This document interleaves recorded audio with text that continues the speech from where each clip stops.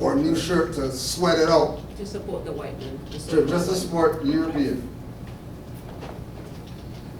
And then that too, because if you start saying white man, then you're saying that they're really the authority. Because white is a caste. I know I should say. Yeah. White is a caste. Right? And was there any more questions or anything like that? Comments? Anybody? Probably pertaining to the African American thing. Probably if you can bring up more scenarios to make it more clearer. Like when you're saying like the Chinese American.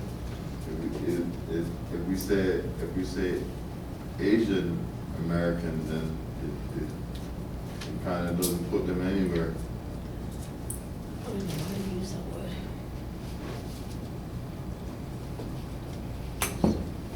word. Or a person from Pakistan, you'd say Middle East American. Those would be like. Well, the whole variation of all these breakdowns is it's still Yes. breaking down who you are. Who started all these things? Yeah, it's a thing. Yeah, but these things slowly take you out of your land. But that's the whole point. And that's the same thing about thinking like 6,000-year-old people. So, like you're just making new things up as you go. Yeah, they're just adding on things and Yeah. making them up. And people just fall into that. Right? Who doesn't have, like, when you look at all the different, when you look at all the different names that we call ourselves, right? Clearly it shows that we have a short identity attention span. Even the gays have one flag. Whether they're Christian, whatever, they only have one flag. All of them recognize that, okay, yeah, that we'll agree that that's the flag that we'll use to represent ourselves. All over the world. All over the world. Yep. Any language, doesn't matter if you're gay, that's the flag. But then you have our people, right? The brother who just got killed in Ottawa. That you recognize in the news, they never called him black. They only called him Somalian, Canadian. Never, ever, ever, ever once did they call him black. Why not? Because he has nationality. Well, how come our people don't get it? So you're talking about that block that they got. Which, if it's mental, it's not there. So, what block you talking about? If it's mental block, right? No, a writer's block. Okay, it means that there's a block in your mind stopping your thoughts from reaching to your hand to write the words. You're really gonna go with that as a reason as to why you can't figure out whatever? Right? There's no block there. Sorry, I was just gonna say, because I don't think they realize that there is before 1492 and after 1492. And the question I always keep in my head is, what were we before 1492? What did you call, if you can trace your lineage before 1492, what did you call yourselves? Or what did your great, you know, and I'm quite sure there are records that says they didn't call themselves black. They didn't, you know, and we know that. But a lot of the mentally, you know, I don't want to use the word, but mentally stunted people, you know, don't consider that as, you know what, think from that perspective. Don't just think, you know what, 400 years, 400 years, 400 years. You know, you were something else before 1492. Once you identify with that, then you can build on it. But if you're forever trying to be black, dead, you know, you might as well just go lay in the cemetery, you know, and just hang out with the maggots. And remember that. Sorry, Cujo. Yeah. Could you put 2012 up there as well? Just do some numerology so you can understand what's going on. Go ahead. Go. Now, remember that going this way, up until this date,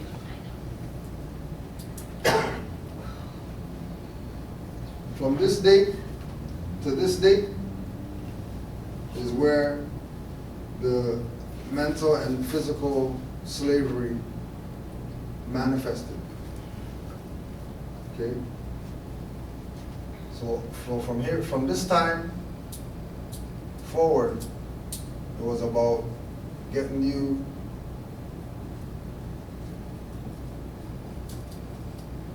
to not be Moors. Lose our identity. That we're at 2016 right now, and we could say that their plan almost worked to perfection of getting people to not be Moors. They don't care what they be. Once they're not Moors, once they're not saying out their mouth, I'm a Moor, or we're Moors, because the power behind this trumps any period of so-called black history after 1492. Why? Because between 1492 and 2016, you have a less of a history of dark-skinned people than 711 to 1492. So if you want to make a claim for who you are,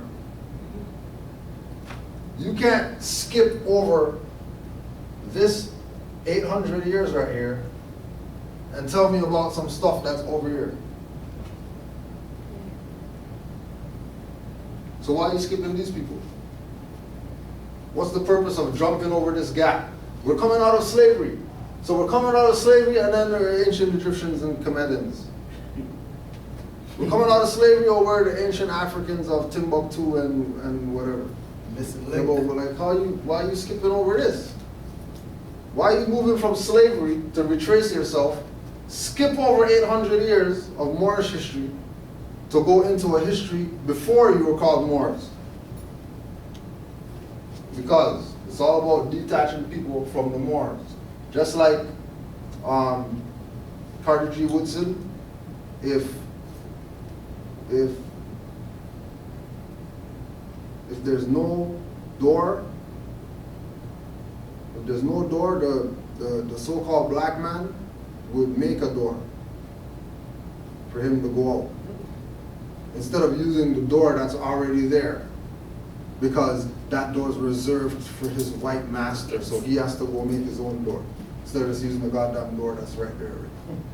Right? Same thing. Instead of just going to the history that's, closer to their existence on the earth plane. The closest history to us for our existence in the earth plane is the slave history, and then the Moorish history right before that. They adopt the slave history. You ever came over here and the Europeans and put a lot of lynch and they cut open the stomach and they stomp on the baby and they did all this negative stuff to us. Okay, cool. Moorish history, oh no, that's Arabs and pale Arabs, and when they had the black man enslaved and whatever like that, they skip over that and then they go Egyptian history. And then Egyptian history is Dick Gregory said, dusty ass pyramids. But then you go to Alhambra, which is 700 years ago, and that's still a monument where people go there to go check and walk around and take pictures. And you go to stuff in Egypt or whatever, they tell you can't even climb on stuff. You go climb on something or whatever, they're talking about you're doing 100 years in Egyptian prison because you violated some you can't climb the national monument, whatever. When that's your stuff that you built. That's your stuff that you built that you can't go on. But here's the thing that I think they're missing with that the Egyptian stuff, because the one who brought the knowledge to Egypt was Thoth.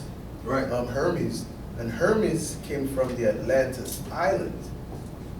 So if he came from the Atlantis Islands, and again the pyramids in Mexico are older than the pyramids in Egypt, and the mounds here are older than the pyramids in Egypt, then obviously the knowledge came from the Americas to begin with. Right? And then they say that Atlantis is mysterious and, you know what I mean? We're not really sure. There's no real positive, hard, concrete to represent it. And then the same thing they say about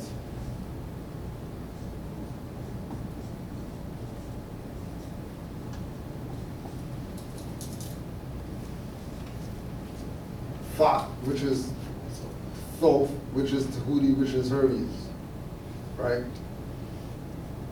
The unseen realm. The unseen realm. And again, you're never, ever going to hear people who are so-called black scholars, ancient Egyptian, whatever, Kemetic, whatever, blah, blah, tell you that Tahuti is actually from Atlantis, not Egypt. And that's documented fact that they know that.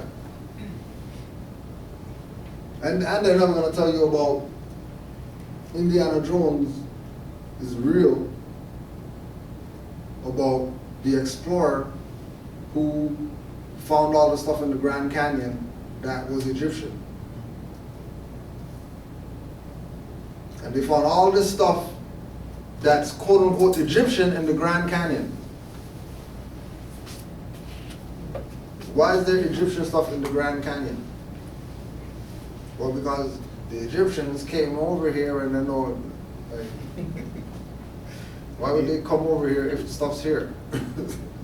Who's lugging some stuff all across the place to set up some temple or whatever? These guys brought gold. More like they were paying dues. Right? They're bringing all that stuff from all the way over there to here on a boat or whatever. And then remember where Grand Canyon is, you know, that's inland. So after you get off the boat, you have to carry that stuff to wherever the Grand Canyon is at. Right? And then back to these, when we look in the literature with Noble Juali, he said what Brother Amari read earlier in the Divine Constitution bylaws, with us, all members must proclaim their nationality. So there's literature where it talks about Chinese being in the Moorish Science Temple as members, because they had a nationality and all they had to do is go to the Moorish Science Temple of America, proclaim their nationality, then tie themselves to the Moorish nation. Then the Turks came over here, proclaim their nationality, whatever that is, and then they can if you say, reap the benefits of what it's like to be under the jurisdiction of Moors again. Because everybody knows that that's the jurisdiction to live in if you want peace, harmony, you know what I mean? You want a school for people to go to so they can learn or whatever, live under the Moors. Don't worry about their Islamic and all that stuff, because they don't mind if you say Judaism and Christianity under the banner of Islam. That's how it was. As far as the perspective of living under the Moors. There's ample amounts of books about Europeans talking about how Europe fell after they kicked the Moors out. That it's a fact, documented fact in history, that after the Moors left anywhere that they were civilized in, that place fell.